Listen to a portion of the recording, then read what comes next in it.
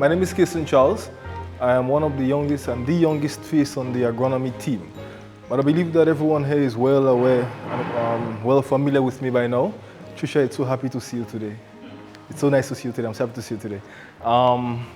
So we're gonna jump quickly into sweet potato agronomy.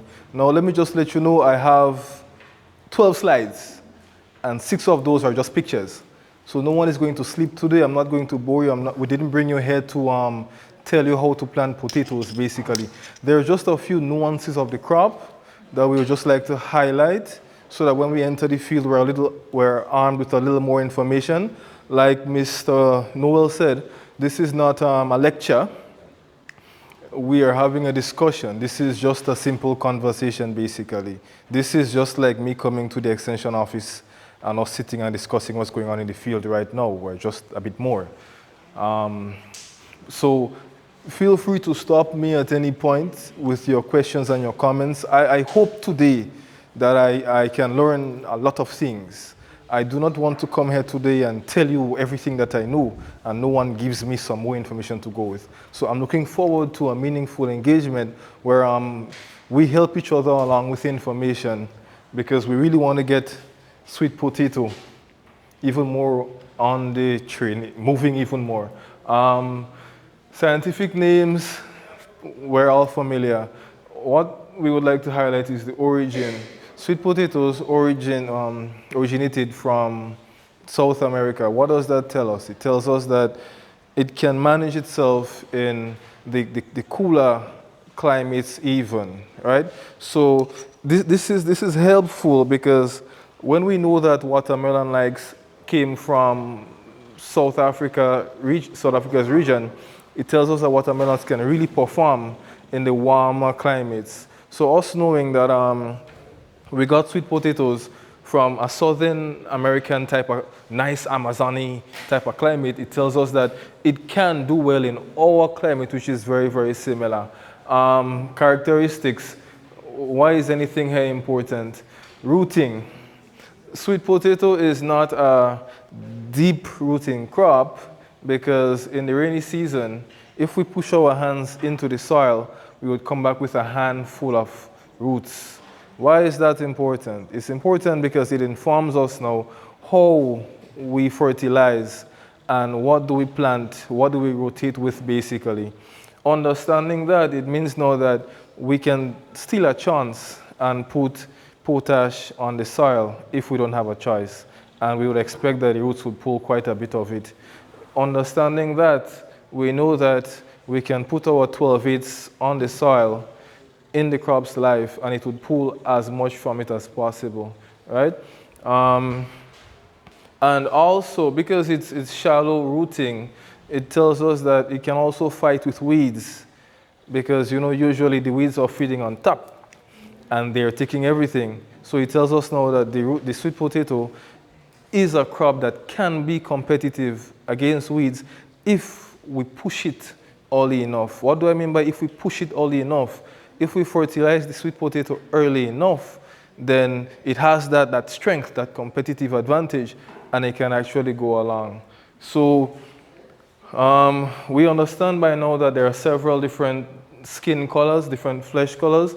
We understand that sweet potato is better than bread because sweet potato has more in it. We get that. It has more vitamins, it has more minerals, and it has a lot of fiber too. We know that.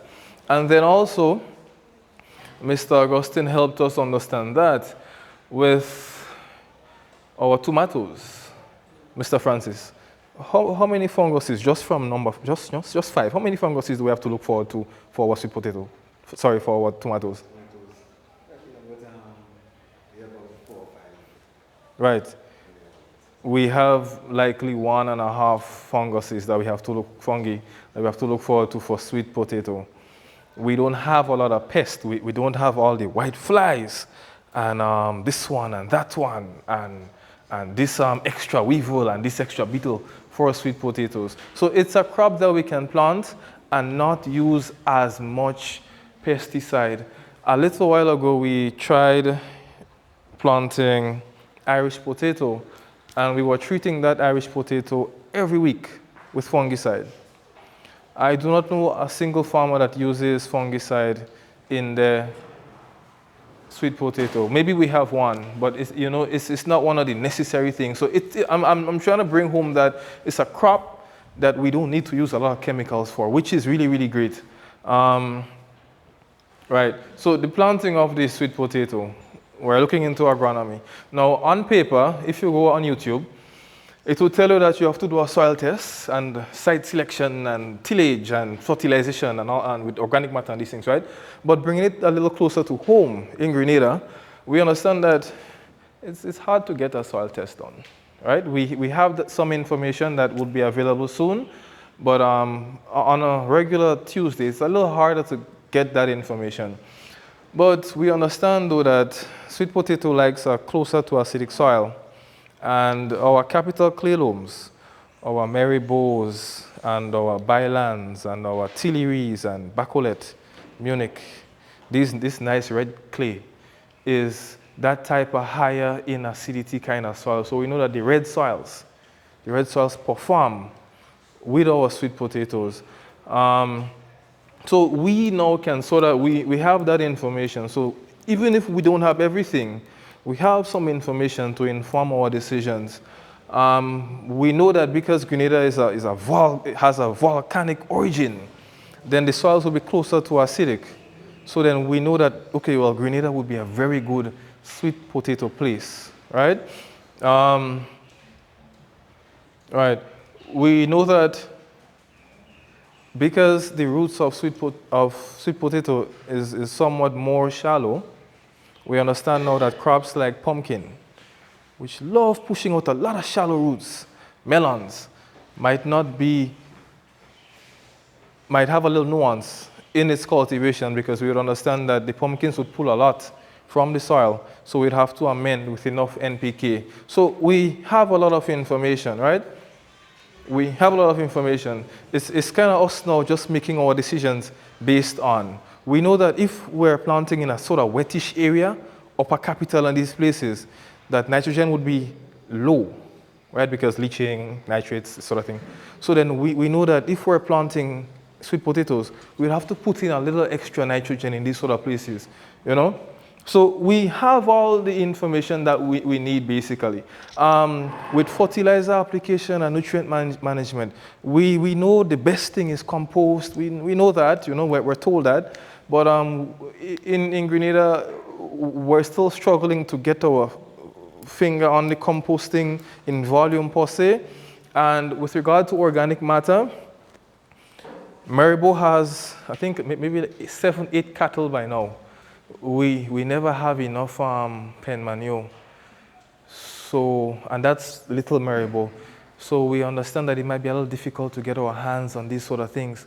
So we might have to try as best as we can to keep organic matter in the soil, maybe plow over grass and these things like that, and spray less. But like I said, we have all the information. With site selection, we know that sweet potatoes prefer a hotter period, right? Or best sweet potatoes come in the dry season. What does that tell us? It tells us that if you have a nice piece of shaded area, where there is a mango row and these sort of things, or trees kind of shading the area based on how the sun is coming in during the day, maybe we should plant ginger, Mr. Noel. Maybe we should plant ginger instead. He sent me a text this morning showing off his ginger harvest. Maybe we should plant ginger instead and not sweet potatoes, because we need an open field of as much sun for sweet potatoes, right? With tillage, we're trying to push a more mechanized direction these days. If we can get the tractors to come in, plow, ridge, that's 2 days. A tractor can plow half an acre for you in less than 3 hours. It would reach it in 30 minutes. If I have to come and fuck half an acre for you, I will tell you I'll come back next week. Just wait for me, I'll come in, So we're trying as much as we can now to push that type of technology, that type of application, where we're saying maybe we don't have to pull so many holes, and sometimes we have to do it. I have a confession. I was planting some potatoes late yesterday evening, and I had to dig a drain. I had to dig my drains, and it was quite I can feel it in my back still, you know. And I have to go and finish today, so it's a lot. It's a lot of pressure. But if we can apply a little more technology, we're running the tractor, we're running ridges. We're not digging drains anymore as much as we're running the tractor, we're running ridges, and we're putting in those slips. We cut a lot on labor, so we can be a lot more profitable in the end of everything. And we are happy to show that tillage technology in Maribo. It has done a lot for us, and it has really put us in an easier position to plant sweet potatoes. Planting material, it's difficult to tell a farmer how close, planting material. Let's start from the beginning. Mr. Augustine gave us a lovely breakdown of the planting material. Get healthy planting material, get disease-free, get weevil-free, beetle-free planting material. We had a slight situation where everyone was a little busy, so you may see a little more holes here than you're supposed to. Don't be mad at us, but usually, like Mr. Augustine said, our management practices are under control. Mr. Joseph is here. He does all of the field work with all the root crops in Maribo. So he is really the man on the ground, you know. So he makes sure that everything is done on time and it's actually taking place and covered. So spacing, I cannot tell you what spacing to use. Mr. Augustine and I sat down an evening, and we were going back and forth at it, and we didn't get a conclusion. Because, Mr. Augustine, what was the consensus for spacing for the sweet potato? Usually we use 2 feet the beds, well, 4 feet beds definitely we use like 2 feet. But it still depends on the potato slip. So we can't tell a farmer it's 30 cm, because based on his variety, it may stand up a little more, or it might run quite a lot, and we'll get into that shortly. But usually the spacing would be 30 to how much, Mr. Augustine? 30 cm to how much? You see, it would vary, but 30 to 60 cm basically. The time of planting is really important, and it's really interesting. We have seen that the potatoes that we planted for the rainy season, because we were waiting to plant potato in the rainy season, is still running. Kiwani James has stopped running, you know, but the potatoes are still running.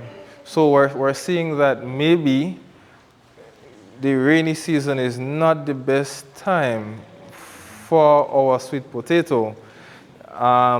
We have planted a lot of potato in certain places, and we're seeing that our yield, we have something, you know, we can make pudding, but we have something, you know, but we would like a situation where we time our sweet potato. I think it's based on the fluctuation of the season. Sometimes we are in the rainy season, but it's not really. and we get a lot of sun. So the amount of sunlight potato need for it to flow out and so on, haven't gotten enough. Yes. To produce fruit. So As opposed to certain years when we would have this is the whole discussion about moon, where people come up with the moon. So that is how different. Some crops like sun, they need a amount of temperature for it to grow and develop. Some, other crops, they are called black night. They will need less sunlight. So I think if we monitor that, then come up with a better. So what? I like to see it with moon too. I like to see it with moon. Oh, okay, all right. Let's get my friend in the back. If you get a chemical almanac from Grenada, and there's one about sweet potato production, it said that if you use sow the seeds, a solution of brainstem and like 20. Don't jump the thing, man. We get into that. Get into that. With regard to irrigation, thank you. With regard to irrigation, we're seeing that we would have to plant our sweet potato mainly in the dry period, but we eat it in the wet period too. But so in that case, if the potato is in the drier seasons, we would have some need for irrigation. It's going to be a little difficult to pull off the crop March, April, May under a simple rain-fed system based on the season again. Crop management, this is all I had to say basically. This is why, so this is actually the serious part where we might have to take a small note. Weed management. I'm plowing, I'm plowing today, but today is the 26th, but I'm a little busy, but I'm plowing, right? I'm plowing today. The tractor man come today, or all came today. But I'm a little busy, and then on the 10th of December, I planted, right? I'm looking for weeds. Basically, that is what I'm doing, basically. I'm expecting weeds. It would have to be a situation where whenever we turn up the soil, we're going to plant immediately. Because when we turn up the soil, we wake up all the weed seeds that are there. So if we turn up the soil and we go and plant peppers, and we are a little tied up right now, and then we come back a week and a half after, we're giving the weed a head start over the slips. So we're definitely going to get a hard time. So that's one of the little things that we have to stick a little pin on. Regarding harvesting, the 2.5 months potatoes, the 6 weeks potatoes, right? I sat with Mr. Andal and Mr. O'Neill to discuss that. For those of us that are familiar with them, they're the agronomists that went before us. And we all have the same consensus. A lot of the times, some do come in early, but the 6-week potato, most likely, even if it has size, it's not finished yet. It's still developing taste. It's still curing. So a lot of the times we go in early and we dig the potato, and then people would have it, and they may not last as long in storage, or they may not taste as, but you have potato. But if you really want, for most of the varieties, you're going to have to wait for 3 to 4 months for most of the varieties. So that's just one of the things. Yes, we know 6 weeks and all that, but we just may have to wait just a little longer. For fertilization, I would always advise 3 applications for sweet potatoes. I would say put a map down first. Plant the potatoes with a map, if you can. Plant it with a map, and then 3 weeks after, you go in with a 12-8-24. Potatoes need a lot of potassium. So if you go in with a 15-15, 15-24, you have some units missing there. The potato is going to grow for you. It's going to grow nicely for you, right? The slips are going to look nice and powerful, but you may not get that bearing potential. So the idea is, at 28 days, 3 weeks and some, the potato would start making up its mind to bear, right? It starts putting out storage roots, bearing roots, right? At 48 days, close to 7 weeks, the potato would have already made up its mind how much it's going to bear for you. What is that determining factor? Yes, microelements and all that, but one of the biggest elements to motivate potatoes to bear is potassium. So yes, it's a root crop, but it's not phosphorus, it's potassium. So 3 weeks, 12-24. 5 weeks, 12-24. And by 5 weeks, it's almost finished covering up. So it's difficult to go 6.5, 7 weeks and fertilize sweet potatoes because you can't really see, and it's already covered, and it's a little late also. So if we can't get the early map application, then I will say 2 weeks and 5 weeks, 12-24, but as much potassium in the soil as possible, as early as possible. Sorry. What's about if you're going organic, are you using the You're going to use ash. ashes? Mm-hmm. Cane Co and them burn a lot of ash. Is it Cane Co? Raven Twine burns a lot of ash. You just go up there with some bags and collect that ash, and it will do an amazing job because it has a lot of microelements in it also. Even if you're not organic, it would really help also. I just want to highlight that it's important that the soil properly drained because sometimes you're adding potassium, but the soil is slop. The soil not releasing the potassium. So your fertilizer will go into waste. So that's why you might have to add calcium or magnesium. So you might have to look for fertilizer with it.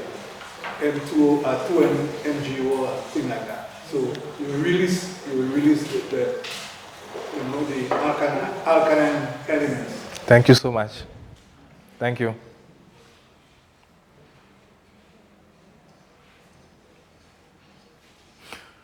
And the last element, close to last element, is for post-harvest, we have to avoid wetting the potatoes. If you dig potatoes today and it's a little rainy, you want them to look nice and pretty. So we would wash all of them, right? But the guys in Trinidad that send potatoes here, they send it here with a little bit of soil still. We have to avoid, if we want them to store, we have to avoid wetting them to avoid rot while they're in storage. And like I said, just 6 slides. So what's next? What's next is this. The team is working on stimulants in sweet potatoes. So we're setting up plots, trial plots, by us and by farmers to see the efficacy, to see how much more we would get from a control, from an untreated plot, and a stimulant-treated plot. We're going to use different stimulants, the green steam, the cytoplex, and them in different ratios, to sort of see if it actually has a difference and how much of a difference it has. So when we advise farmers, green steam might help you. We can show them the work that we have done to say it actually would give you 60% more on your production. So that's something that the team is actually working on, Mr. Augustine, Ms. Frank, and I. And the next one is, this is ongoing. We're looking at, Mr. Augustine said that we have over 17 sweet potato slips. There was a time Grenada had over 50-something sweet potato slips. 16 varieties. Right. Now, we have to figure out who performs when, where, right? In which soil. So we have actually started work on that. So now we can start telling you that this sweet potato that we got from Iraq, so we're calling it the Iraq, or C1, is a performer in the rainy season. So we have measured up, I think we have measured up quite a bit of different slips against the others in the rainy season, and we've seen that that one is the one that's performing more. So it means that in the rainy period, we can advise our farmers so far, what we've seen in this area, in the soil, this is the one that is performing the most. We have seen another one, we call it Sun. I think it's number 7. I think it's number 7, because we got it from Mr. David Clark that was just here. So we call it basically after the farmer. We've seen that it also produces, it's an orange flesh, it also produces in that period. So that is work that we're actually doing now, so that when we give a farmer a slip, we can tell the farmer what to expect. We've started looking at the growth patterns. We've seen that there are some that will grow 30 cm in 4 weeks, and we've seen some that will grow 170 cm in 4 weeks. So we can inform now with spacing, who do you put closer, who do you put further. What we've not seen, confirming Mr. Augustine, is anyone resistant to weevil and beetle so far. But we have been doing significant work in getting more data for the team, so that when we're advising a farmer, we're well informed. Right. So we didn't just bring you here to just sit and take 3 hours of your day, but after this training, you can access all of the slips that are available. All of the slips are available. So basically, farmers can get slips. We're very open. We have a lot of slips now that we'll be happy to give to farmers. It's a very good period because we're going into December.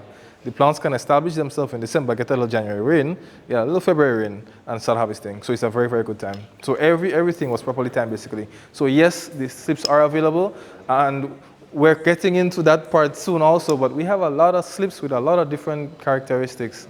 I think, guys, that is me.